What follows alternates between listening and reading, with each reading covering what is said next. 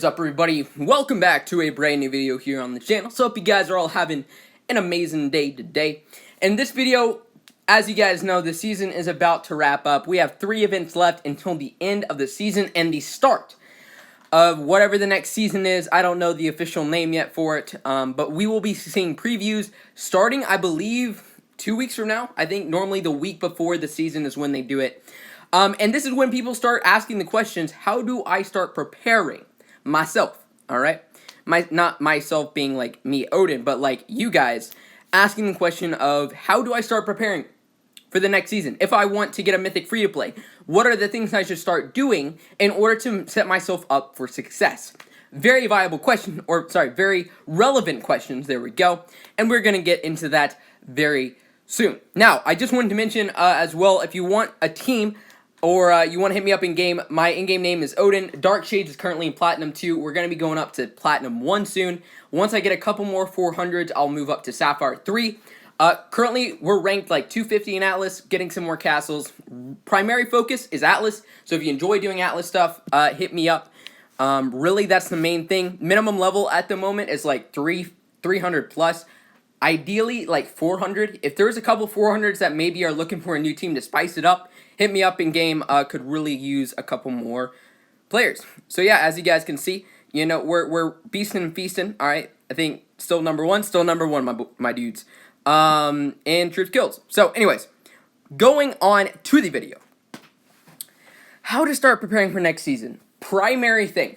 And it's a very simple thing. And a lot of you guys probably already know it. But I'm just going to reiterate it for those who may be new to the game. So next event is Fortification. They sent out an email. After Fortification, we're going to have a PvP event. After the PvP event, we're going to have Breeding. And that will be the final event of the season. Now, what that means, by the way, guys, for those who are curious, Super Sigil chests will be out the last 2 weeks of the season, I'm going to assume. Sorry if it doesn't end up happening, but I can almost guarantee it, though this is PG, and they love screwing up the player base, so who knows. So, Breeding, last event, right? What this means is that the first event of the season will be PvP, which is freaking amazing. Why, you might be asking? This is when PvP events is the most beneficial, like, overall best bang for your buck for opening up bronze chests and gold chests. Mainly because you don't have, it's not like the contents of those gold chests aren't weighed down by a bunch of wasteful consumables like XP potions, food packs. Sure, those might help, alright? But really, if you're a free-to-play player, okay, having consumables like inner fires, like energy packs, those will benefit you. Those will help you do better in PvP events, which will give you more sigils, will give you more rubies. So basically, give back what you put in, right? And that is why opening up chests during PvP is basically, I never suggest opening up any type of chest, besides silver, of course, during Breeding or Fortification. Alright? Even if you need timers. Timers are best, like the best drops for timers, I swear, are always PvP. Almost guaranteed, okay? Because there's not so many wasteful consumables that are kind of mixed in to these gold chest drops. So, if you want to start preparing yourself for this upcoming season, I would go ahead and start saving all bronze chests. Don't open up any. Save up bronze chests, save up gold chests. I know it's kind of late in the season because some people are like, hey, you know, I need to start saving chests like the second week of the season for the new season, like 2 months in advance. This is like about a month in advance. So you guys at least have a little bit of time to farm chests. If you don't know how to farm chests, there are a bunch of strategies out there. Basically, just do normal attacks. Or, you know, you can use chest bases. There's some out there. You can check out my video. It's like how to get the most chests or something like that. It's one of my most viewed videos. Just check it out. Very simple, very easy to do. And yeah, very, very crucial. Save up those chests because the first 2 weeks of the season is going to be that half-priced Divine Dragon. Hopefully, fingers crossed, this time around it's going to be a hunter. Following the cycle, it might be. We'll see. I don't know. Either way, it will be maxed out the very first day of the season, so subscribe if you're new and you want to see that type of thing so you can kind of determine the viability of these season dragons as they come out.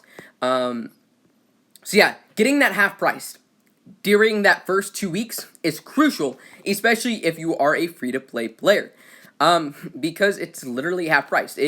Assuming that it's the same setup where each of the lines cost 30,000 sigils, that's 15,000 sigils that you could potentially save. That is ridiculous, alright? 90,000 rubies, this event got me 5,000 sigils, okay? 90,000 rubies. So 15,000 sigils is like, that basically just saved you, what, I can't do math, 270,000 rubies. Now, obviously, those are really bad drops, but regardless, that's my point, right? It saves you a bunch of freaking sigils, and that is very crucial if you're trying to get a mythic free-to-play. Now, as far as this next PvP event goes, one of the major things that actually, two of my free-to-play players on this team, they're lower levels, but still huge assets to the team. I want to kick them for like level 400. They messaged me and they said, hey, our activity, we're still going to meet the minimums, but we're going to have to take a little while to get there, because we're trying to save our consumables for this next season. Because they've already reached their goals, they've already accepted where they are, they've accepted their fate, maybe they're not getting a mythic, but they're starting to save their consumables for these PvP events now, instead of wasting them all. And I'm not saying wasting as in like, it's not going to benefit you, but if you have already gotten what you need in this season, why would you go the extra mile this next PvP event for sigils that you don't really need, right? So that's just kind of a general tip, and use that, take that with a grain of salt, like a grain of sweat. Is that the saying? Take it like a grain of salt. Evaluate your situation. If you guys have a minimum that you have to reach set by your team, obviously reach that. But don't go over it, right? Like, me personally, I might, go up a little bit above the minimum that I'm going to set. But personally, for me, I'm probably just going to save consumables for this next season. That actually kind of goes for fort and breeding. However, you shouldn't stunt your growth just for the season. At least in my opinion. Because these season dragons are good, but they are going to become obsolete at some point. Your base level and your breeding will remain extremely important all throughout your time in the game. PvP events, though, you can kind of take that and be like, alright, maybe I won't use all of my consumables, maybe I'll save some for the next season. Now, as far as kind of just general stuff, saving your rubies. One of the biggest things is I see people asking, do I have enough rubies to use on super sigil chests for next season? My answer to that is it depends. It depends on how active you are during the season. It depends on how far you get. And it also depends on, basically, luck. So what I would personally do is, if you're trying to get the mythic free-to-play next season, the mythics, we don't know. It's not guaranteed. They have not said publicly yet. But I'm going to say it's going to be a warrior mythic. There's going to be one warrior mythic at least. And then it's either going to be a sorcerer or a hunter mythic.